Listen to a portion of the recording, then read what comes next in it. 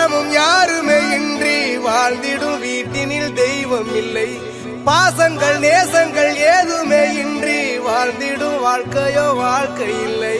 பிரிந்தே நாம் வாழ்கின்ற போது